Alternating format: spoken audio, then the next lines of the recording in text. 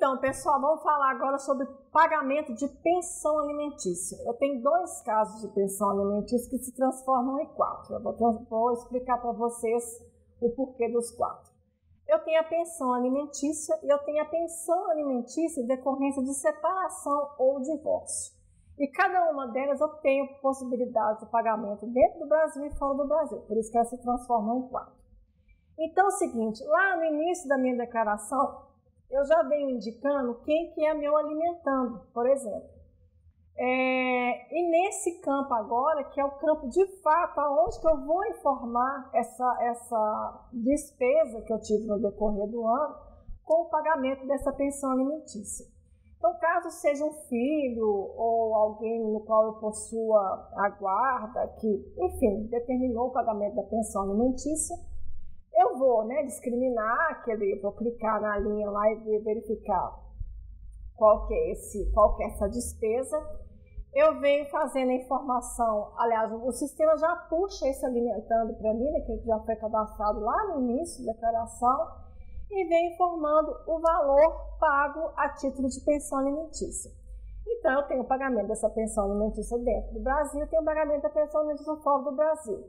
E voltando de novo, todas as despesas incorridas fora do país, a gente faz aquela mesma regrinha que eu falei com vocês na ficha de rendimentos recebidos da pessoa física e do exterior.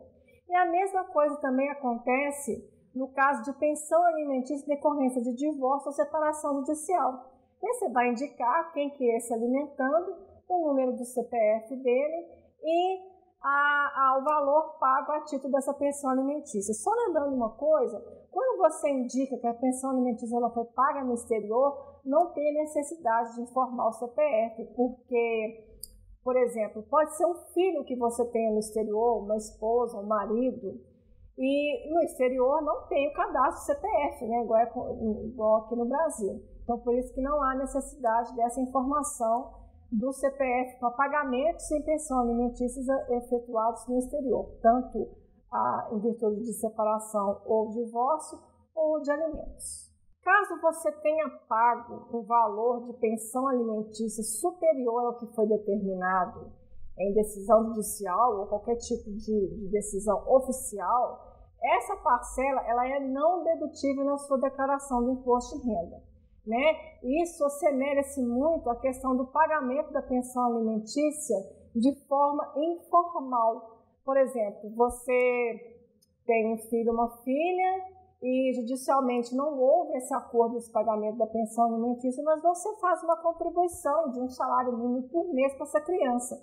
Mas isso foi feito informalmente, então ela não é devida. Então você não pode aleatoriamente vir declarando esse valor na sua declaração do imposto de renda. Ela tem que ser passada por um juízo, entendeu? Então, ou seja, ela tem que ser oficial, tá? No que se trata com relação à previdência complementar, a gente vai fazer o lançamento normal, insere o número do CNPJ, o número dessa instituição e o valor pago. Mas é o seguinte, tem um porém, eu só posso deduzir essa despesa na minha declaração desde que eu seja contribuinte também do regime geral de previdência social, do famoso INSS. Então, por um acaso, eu só pago previdência complementar e não contribuo para o regime geral de previdência social, eu não posso abater essa previdência complementar na minha declaração do imposto de renda. Então, há esse condicionamento. Okay? Então, se você é contribuinte do INSS e paga a previdência complementar, ok, não tem nenhum problema. Agora, você seja única e exclusivamente contribuinte dessa previdência complementar, você não pode abater isso na sua declaração do imposto de renda.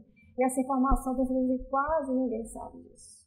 A mesma coisa também, nós podemos falar sobre o FAP e outros tipos de previdência complementar também, que é essas fechadas da Fazenda Pública também, é a mesma condição. Então, pessoal, vou falar com vocês agora sobre a figura dos advogados, os pagamentos a título de honorários advocatícios, tanto para escritório quanto para pessoa física. Existem 3 tipos de lançamento que a gente faz na declaração do imposto de renda. As demais causas, exceto as causas trabalhistas e as demais, que não incluem nenhuma dessas duas. As demais causas trabalhistas, vamos dizer que sejam causas de esfera civil, de esfera tributária, de esfera penal, enfim, que não é a trabalhista. Você vai indicar o número do CPF ou CNPJ, caso trate-se de escritório, o nome ou a razão social e o valor pago a esse título desse honorário. Então, não tem nenhum segredo. Essa despesa não é abatida no imposto de renda, ok? A despesa com os demais gastos com honorários advocatícios, leiloeiros, titulares de cartório, também é a mesma coisa. Também ela não é abatida no imposto de renda, você tem que lançar, né? Se é um CNPJ, se é um CPF, o nome ou razão social do escritório e o valor pago a título de honorários advocatícios.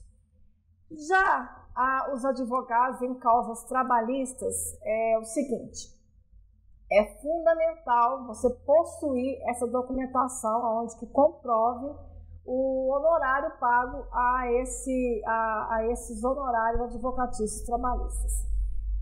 Por quê? Né? 2 motivos. Primeiro, que você é obrigado a lançar essa informação na sua declaração do imposto de renda.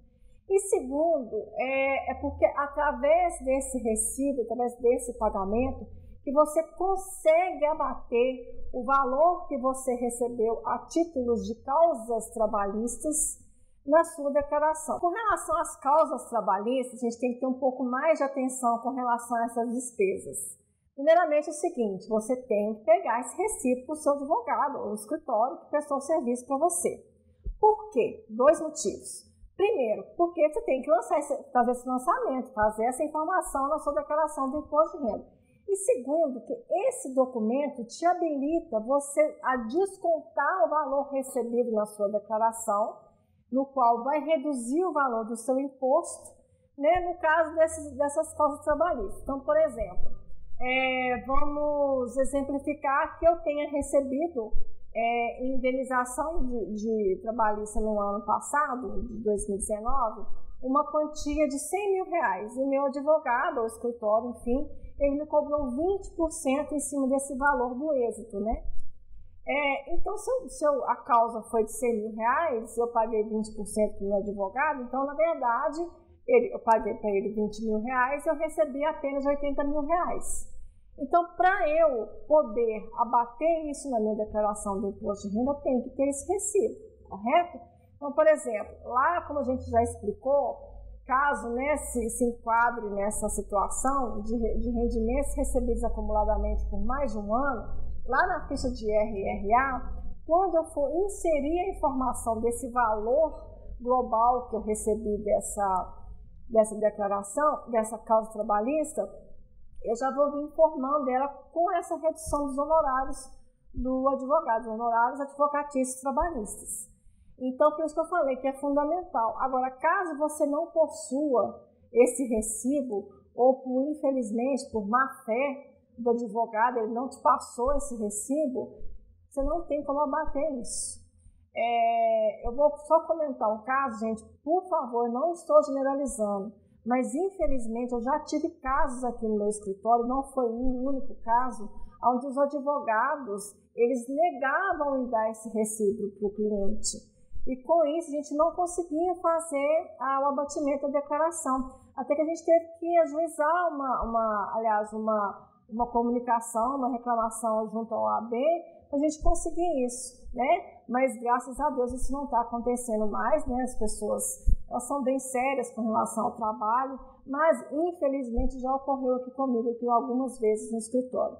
Então, houve uma ação trabalhista junto com a documentação, né, que você recebe, esse acórdão, ou a decisão judicial, que enfim, que foi dependendo de qual grau, né, você vai anexar esse pagamento, esse recibo de pagamento aos honorários do escritório ou do advogado, porque ele vai ser hábil e útil na sua declaração, até para a redução do seu imposto pago com relação a essa causa trabalhista. Aluguéis de imóveis. Embora não se trate de uma despesa dedutível na declaração do imposto de renda, é aquela questão que você também é obrigado a declarar esse valor na sua declaração. Ele serve até mesmo para ter uma confrontação, né, do locador com o locatário sobre aquele aluguel. A Receita Federal, ela meio que te incube um papel de fiscalizadora. Você alimenta esses dados e ela vem cruzando isso. E da mesma forma que acontece com esses aluguéis pagos, eu tenho a figura do engenheiro e do arquiteto. Também não são despesas dedutíveis, mas caso você contrate esses dois profissionais, você tem que lançar na sua declaração para confrontar com a deles. Especificamente, por exemplo, no caso de engenheiro, eu estou fazendo uma construção de um imóvel, minha casa residencial, e eu vou contratar um engenheiro para fazer o meu projeto, para acompanhar a minha obra, enfim. Aí, nesse caso, eu venho lançando nesse pagamento que eu fiz com ele referente a esse serviço no decorrer do ano de 2019 e entrego para a Receita Federal. Então, não é dedutível para imposto de renda, mas você é obrigado a declarar. Com relação a imóveis, pessoal, eu tenho dois casos aqui de despesas pagas. Eu tenho a questão da administradora dos imóveis e tem a questão do corretor de imóveis. A administradora dos imóveis é o seguinte: eu tenho um aluguel, né, eu tenho vários imóveis que eu recebo aluguéis desses imóveis, e eu tenho uma empresa que cuida desses recebimentos para mim. Então, geralmente, aplica-se um valor de mercado de 10% do valor desse aluguel para a administradora da imobiliária.